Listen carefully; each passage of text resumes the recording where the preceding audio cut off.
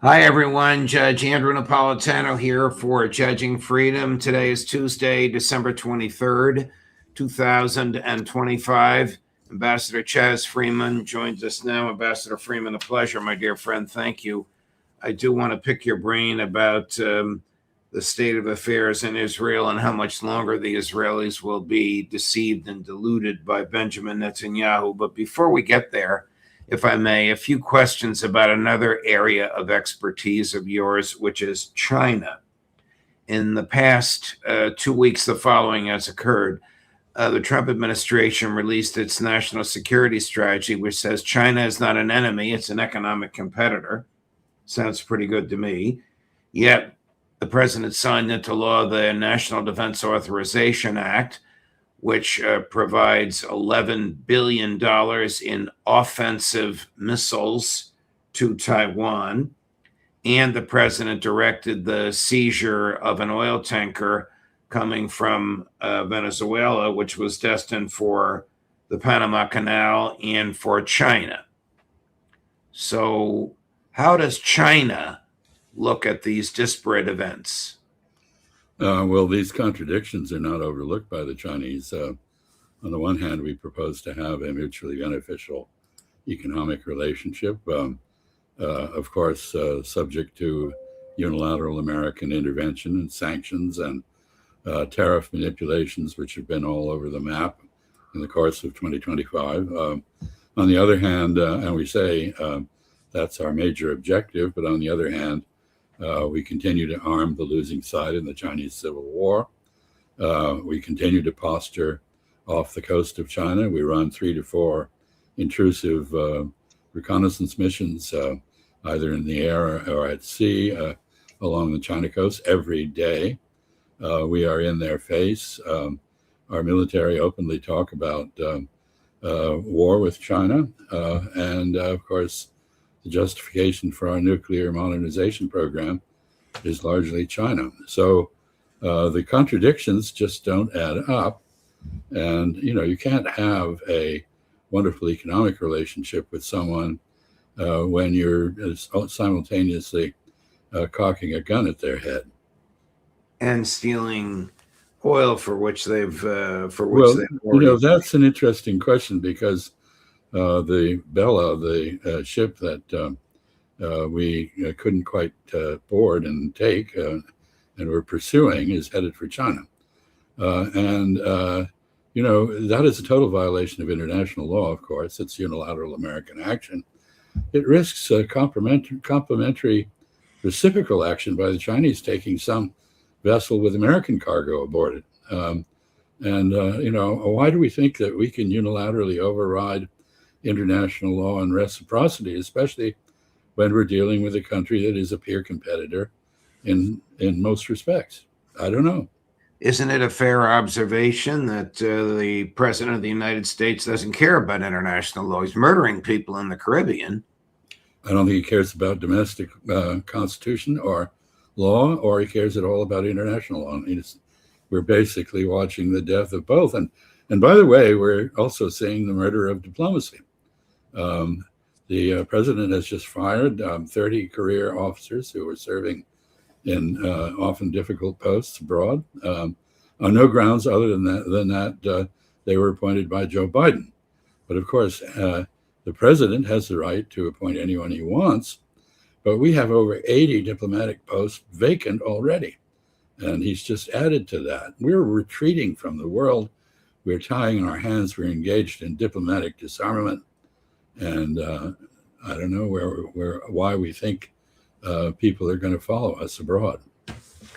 What do you think China will do? I mean, our colleague Larry Johnson suggests all they have to do is start selling U.S. Treasury bonds, and that will cause the Treasury to have to raise its interest offerings, which will cause the United States to have to borrow money to pay interest on borrowed money.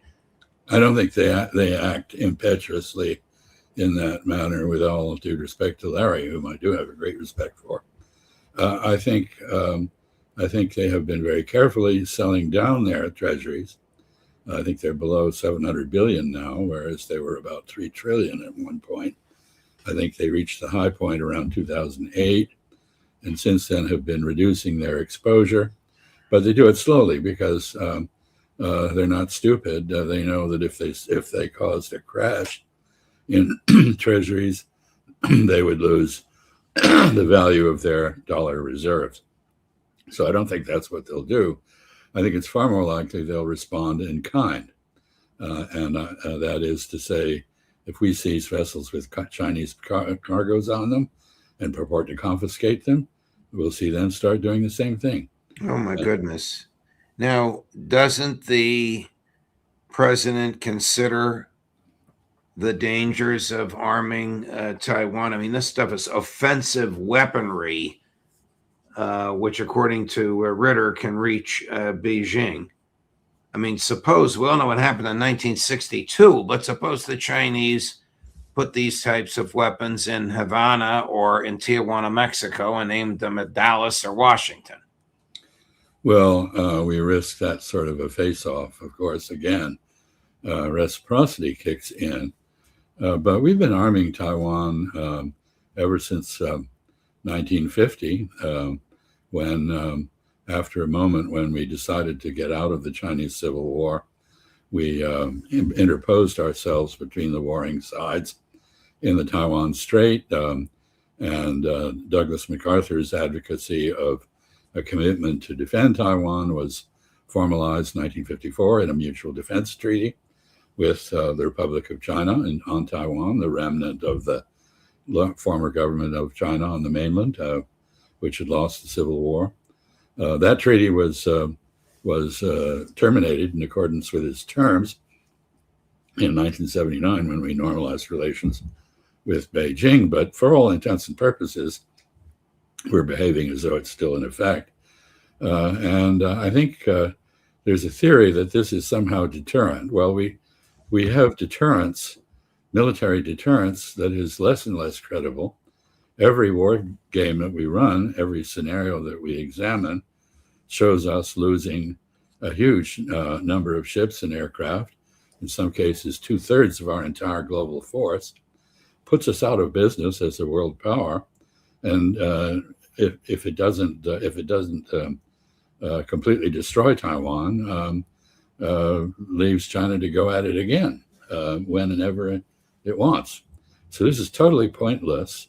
It's a sop to the military-industrial complex, and it is used by the government in Taiwan, which we don't recognize, to persuade its people that the Americans have given Taiwan a blank check, which we will fill out in blood for Taiwan whenever that is required, and that they therefore do not have to conduct a dialogue or a negotiation with Chinese across the strait, and can continue a course toward independence, which under Chinese law and Chinese policy would result in an all-out assault on Taiwan by the People's Liberation Army. So the question is there anybody in the left in the National Security Council staff who understands this? Does Trump listen to anyone, or is he governing entirely by his gut? And does he understand that his great pal, his BFF, Xi Jinping, regards what he's doing as criminal? I don't know. Here's the president admitting to criminal behavior when he was asked yesterday, what are you going to do with the oil that you seized? You can take a guess as to what his answer was, but we'll play this for you now, Chris. So in response to the United States taking sanctioned oil from Venezuela, Colombian President Gustavo Petro criticized the United States by saying, well, the Southwest is stolen land and that it should be returned to Latin America. I just wanted to know what your response to that is. Well, he has to watch because, he's got drug factories. They make cocaine in Colombia. And he's no friend of the United States. He's very bad guy. And he's got to watch his ass because he makes cocaine and they send it into the United States of America from Colombia. We love the Colombian people. I love the Colombian people. They're great people, energetic, smart, great. But their new leader is a troublemaker, and he better watch it. You better close up those cocaine factories. They have at least 3 major cocaine factories. We know where they are. He better close them up fast, yeah. Chris, I thought we were going to say I think we have another one here about keeping the oil. Not yet. Anyway, he was asked yesterday, what are you going to do with the oil? And he said, what do you think I'm going to do with it? I'm going to keep it. I mean, if that's not outright theft. No, that's what it is. And of course, he also said he'll keep the ship too. This is high seas robbery, I guess you'd call it. It's better than murder on the high seas. It demonstrates, by the way, that the U.S. Navy or the Coast Guard have the ability to intercept so-called drug boats, board them, inspect the contraband if it's there, arrest the people on board for smuggling if that is appropriate, and subject them to the rule of law and due process. And we've chosen not to do that in order to terrorize the Maduro regime in Mexico. I think the clip that you just played is very revealing in that a serious question was asked, and the answer was a personal attack on the president of Colombia. Didn't answer the question at all. Everything is ad hominem for this president. Well, I don't even know if there is a national security staff. I mean, the National Security Advisor is also the head of USAID and purports as well, I say purports because I don't know what he does, to be the Secretary of State of the United States. I mean, this guy's got more jobs than Henry Kissinger did. And the National Archivist. Right. Which is no doubt a demanding job. I'm told there's a recent British film about a paraplegic archivist for MI6 or MI5, perhaps. Anyway, I don't see Marco Rubio doing any of those jobs. What I do see him is redirecting American foreign policy toward violent hegemony in the Western Hemisphere and away from Europe and to some extent away from Asia. I don't know if you followed, we're going to get to the Trump clip in a minute. I don't know if you followed this dispute at CBS News where the new president of CBS News, Barry Weiss, squelched a piece on 60 Minutes, and one of their senior correspondents publicly disagreed with Ms. Weiss. And Max Blumenthal will be on this afternoon at 4 o'clock, and he's going to argue that Barry Weiss did this as a favor to Marco Rubio. What was in that piece that was squelched? It showed the horrors of that prison in El Salvador to which to which people arrested in America for the crime of being here illegally were put in jail with murderers and drug dealers who tormented and beat them horrifically. This is at the suggestion of Marco Rubio that this happened, and this is the piece that she squelched, probably to make him look better or look less bad than he already looks. Well, it is possible that it was directed at protecting Marco Rubio, but in fact, it is equally protecting the Trump administration and Stephen Miller, who is the author of the policy of mass deportation and pushing ICE to conduct the utterly illegal actions that it is conducting on American streets. Masked men bundling up American citizens with everyone else and incarcerating them with no process of review, no explanation of why they're there. If they're lucky, they're able to produce the right identification and eventually they get released. But we've had testimony in Congress by multiple American citizens who've been subject to these dragnets. And so I suppose that the whole anti-immigrant policy is what Ms. Weiss was trying to protect. Yeah. You know, this was exacerbated by one of the most bizarre concurring opinions by the Supreme Court in the modern era by Justice Kavanaugh, in which he said, if they stop you, it's not a big deal. Just show your papers. Show your papers? What papers? Is this East Germany circa 1967? This is now known as the Kavanaugh stop. This is known in the legal and judicial and law enforcement communities based on this absurd concurring opinion that he wrote. He also said, if people are hanging out at a car wash that's evidence of them being there illegally. I hung out at a car wash the other day waiting for my car to be washed. Right, right. No, I mean this is verging on a totalitarian approach. It's an illustration of the extent to which we've become a police state. Show papers is right out of Nazi Germany, and as you say, the Stasi regime in East Germany. We might as well, if that's the mentality, why don't we have a national ID?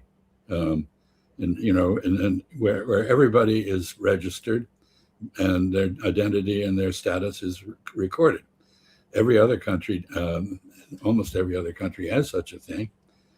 We don't, because we believe in liberty and privacy.